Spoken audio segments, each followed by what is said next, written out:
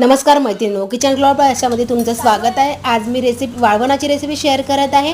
भगर बटाटा चकली। तर मी एक पाव भगर छान नरमसर शिजवून घेतलेली आहे। त्याला मी गडव्याच्या सहाय्याने स्मॅश केलेला आहे आणि एक पाव बटाटा हा उकडून स्मॅश करून घेतलेला आहे। दोन्ही मिश्रण छान एकत्र केलेलं आहे। त्याच्यामध्ये एक वाटी भिजवलेला साबुदाणा घातलेला आहे आणि मीठ, जिरं आणि हिरवी मिरचीची पेस्ट घातलेली आहे।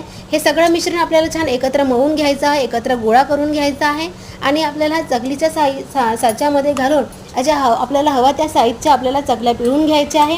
ह्या चकल्या आपल्या 1-2 दिवसात कडक उन्हामध्ये छान वाळवायच्या आहे आणि ह्या पटकनच वाळतात पण आणि आपल्याला मंद आचेवर तळायच्या आहे आणि तळताना याच्यातला जे साबुदाणा आहे तो फुटून बाहेर येतो आणि तो खूप सुंदर दिसायला दिसते ते चकली आणि चवीला तर उत्कृष्टच लागते। तर आपण उपवासाची चकली आपण उपवासामध्ये पण खाऊ शकतो, कधी कधी आपण टिफिनमध्ये बनवून पण देऊ शकतो। तर कसा वाटला हा उपवासाच्या भगर बटाट्याचा चकलीचा व्हिडिओ? लाईक करा, शेअर करा, सबस्क्राईब करा।